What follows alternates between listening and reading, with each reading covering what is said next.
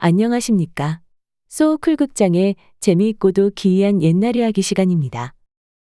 오늘은 꼭두각시라 불리던 처녀와 가난하지만 성실한 총각 사이에 알콩달콩 벌어지는 이야기를 들려드리겠습니다. 죄송합니다. 이야기가 너무 길어 두 편으로 나누어 올리겠습니다. 오늘은 전편입니다. 구독과 좋아요 그리고 알람 설정 부탁드립니다. 재미있고도 좋은 글로 보답하겠습니다. 옛날 어떤 마을에 꼭두각시라고 불리는 처녀가 있었는데 그녀는 자기의 원래 이름을 몰랐다.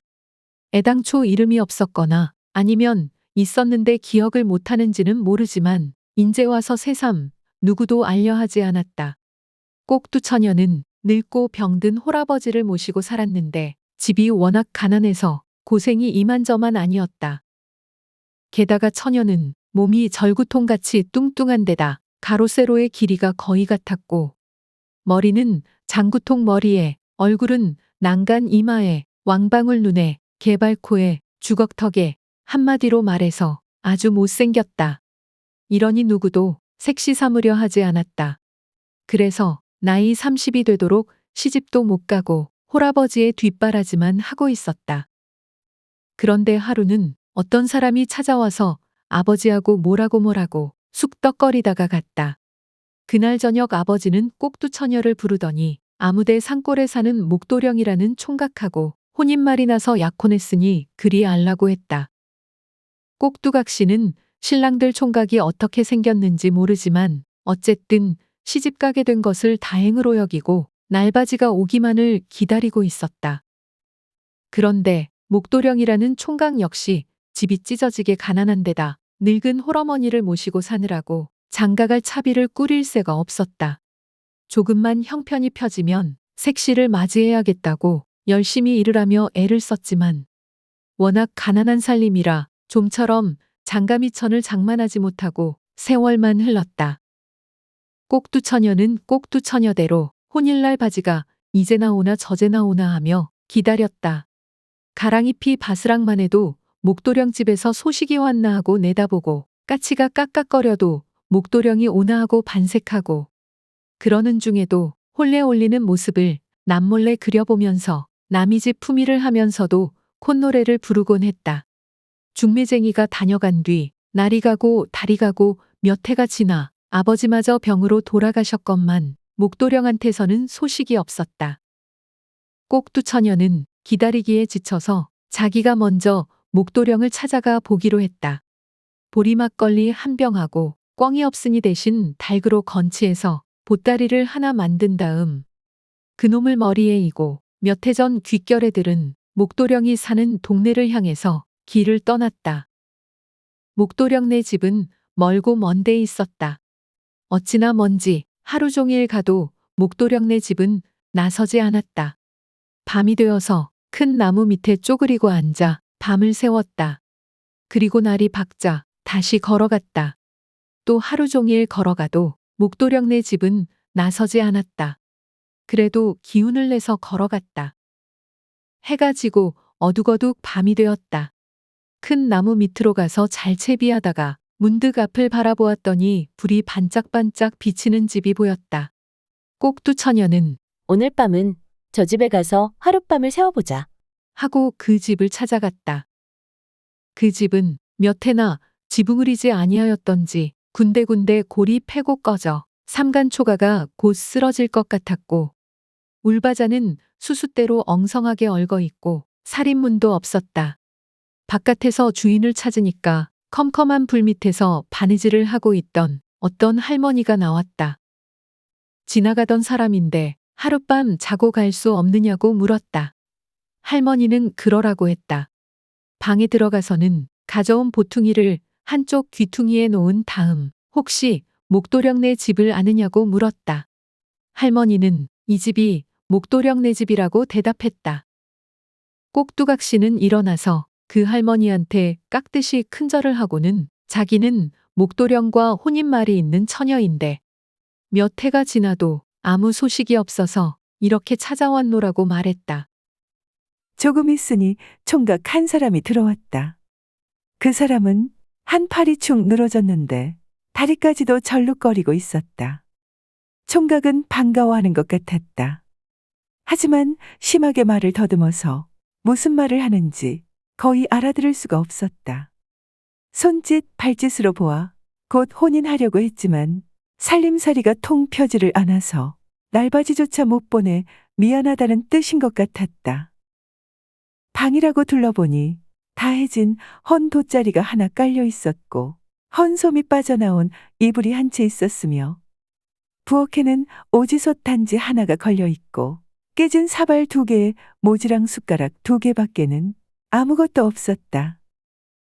꼭두각 씨는 그 집에 살아가는 형편과 목도령이 조금 모자란 데다 팔다리를 제대로 쓰지 못하는 것을 보고 측은한 마음이 들었다. 그래서 이 불쌍한 사람을 도와서 살림을 제대로 일궈야겠다는 결심을 했다. 꼭두각 씨는 귀 떨어진 소반에 찬물 한 그릇 떠놓고 목도령과 맞절한 다음 그날부터 내외가 되었다. 혼인하고 신랑이 생기니 참 좋았다.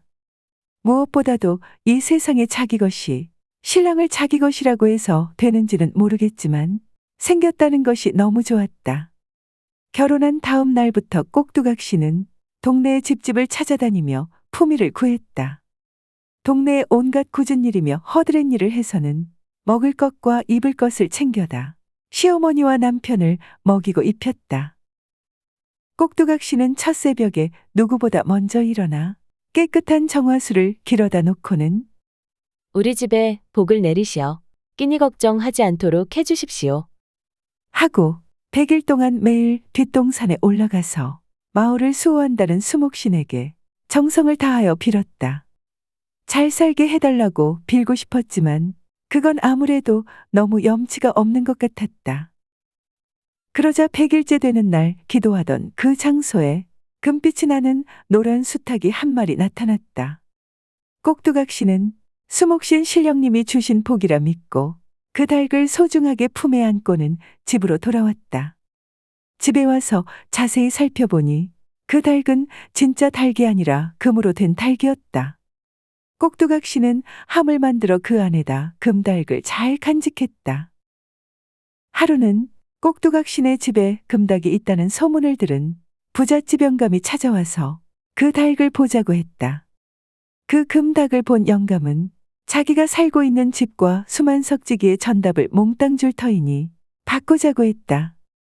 꼭두각 씨는 그렇게 하자고 했다. 그래서 그날로 꼭두각 씨네는 부잣집으로 이사가고 부잣집은 꼭두각 씨네 집으로 이사했다. 이 금닭의 날개 밑에는 조그마한 가위가 달려 있었는데 이 가위로 닭의 날개를 잘라내면 또 그만큼 다시 생겨났다. 그래서 부자 영감은 전보다 더 큰 부자가 되었다. 꼭두각 씨는 부잣집 큰 재산을 차지하고 잘 살게 되었는데 그 동네의 가난한 사람들에게 쌀이 없다면 쌀을 주고 옷이 없다면 옷을 줬다. 집이 없는 사람에게는 집을 지어주고 전답이 없는 사람에게는 전답을 나누어 주었다.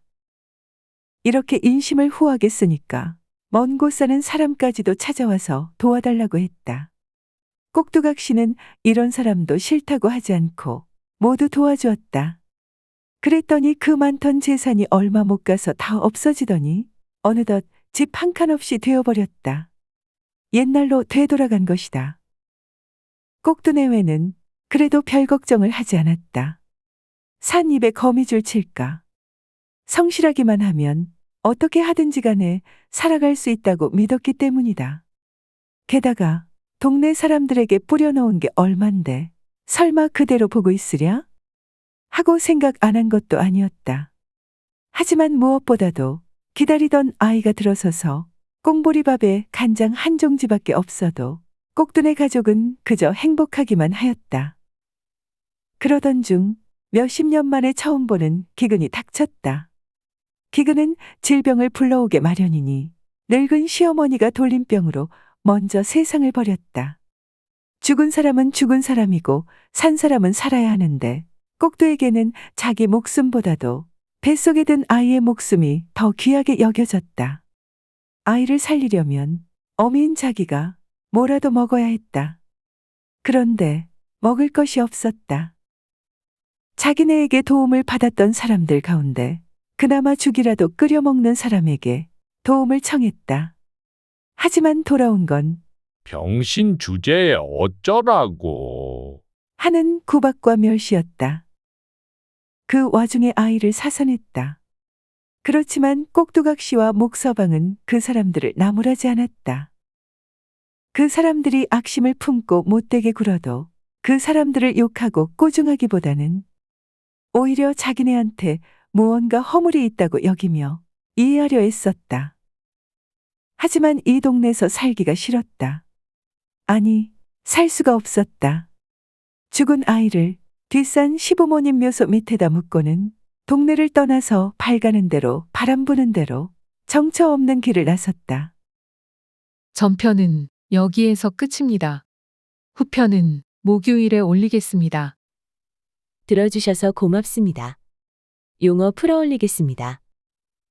건치는 신부가 시부모를 처음 뵐 때 패백으로 쓰는 말린 꿩고기라고 하는군요. 이단은 기와나 이영 따위로 지붕 위를 덮다는 뜻입니다. 골은 깊은 구멍입니다. 울바자는 울타리에 쓰는 바자입니다. 바자는 대에 갈 때 수수깡, 쌀이 따위로 발처럼 엮거나 결어서 만든 물건으로 울타리 만드는 데 쓰인다고 하는군요. 날바디는 태길입니다. 이사나 결혼 따위의 큰일을 치르기 위하여 기륭을 따져 날을 가려 정하는 일을 말합니다. 오지솥은 붉은 진흙으로 만들어 볕에 말리거나 약간 구운 다음 오진물을 입혀 다시 구운 질그릇의 솥도는 검붉은 윤이 나는 단단한 솥을 말한다고 합니다. 오지는 흙으로 만든 그릇에 발라 구우면 그릇에 윤이 나는 잿물이라고 하는군요. 모지랑 숟가락은 끝이 다 닳아서 무디어진 숟가락이라고 합니다. 참고문헌 및 자료 출처 소개해 올리겠습니다. 최인학 교수와 엄용희 교수가 공편저한 책 옛날 이야기 꾸러미가 모본입니다. 한국민족문화 대백과사전, 한국학중앙연구원, 국립중앙박물관, 한국민속 대백과사전, 대전시립박물관, 그리고 간송미술문화재단의 기사와 사진 그리고 그림을 빌렸습니다. 지역의 문화, 마을신이 보호하는 우리 마을, 하늘과 땅을 연결하는 자연신, 수목신의 일러스트를 빌렸습니다. 강일수, 한현희 연출해 2019년 MBC 드라마 신입사관 구혜령에서 한 장면 캡처했습니다. 네이버 블로그 패드뉴에서 황금닭 금괴 키우기에 사진을 빌렸습니다. 위키백과와 나무위키에 기사와 사진도 참고했습니다. 조선시대 화가 김홍도, 김중근, 조영석, 김득신의 그림 몇 점을 빌렸습니다. 크라우드픽, 123RF, 픽사베이, 게티이미지뱅크, 픽스타 그리고 핀터레스트의 사진과 일러스트도 빌렸습니다. 소우쿨 극장은 일주일에 3번, 매주 화요일, 목요일, 토요일, 오전 11시 전후에 이야기 올리는 것을 원칙으로 합니다. 고맙습니다. 다음에 만날 때까지 건강하시기를 기원합니다.